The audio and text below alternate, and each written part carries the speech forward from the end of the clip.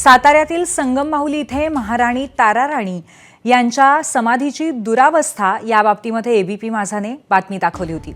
यानंतर संभाजीराजे छत्रपती यांनी सुद्धा पत्र लिहून मुख्यमंत्र्यांकडे या समाधीबाबत जीर्णोद्धार करावा अशी मागणी केली। मात्र पुण्यातील श्री स्वामी ओम मल्हारी प्रतिष्ठानचे अध्यक्ष डॉक्टर गौरव घोडे यांनी पुढाकार घेत या समाधीच्या सापडलेल्या अवशेषाला वज्रलेप केलाय। त्यामुळे जीर्ण होणारी समाधी सुरक्षित झाली आहे।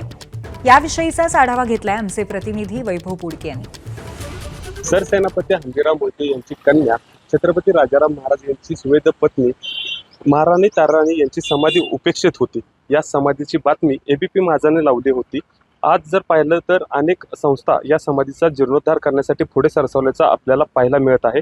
या छत्रपती ताराराणी यांच्या समाधीला वज्रलेप करून या समाधीची लाईफ वाढवण्याचं काम श्री स्वामी ओम मल्हारी प्रतिष्ठान पुणे यांच्या माध्यमातून करण्यात आल्याचं आपल्याला पाहायला मिळत आहे। 100% प्रशासन दुर्लक्ष करते। वेळोवेळी छत्रपती घराण्याने त्यांच्या स्वखर्चातून प्रत्येक समाधीची डागडोजी केलेली आहे, पण तसं आत्ताची स्थिती बघता, तिथली जी कंडिशन जागेची बघता, ह्या समाधीच्या जीर्णोद्धाराला प्रचंड पैसे लागणार आहेत। त्यासाठी शासनाने पुढाकार घ्यावा।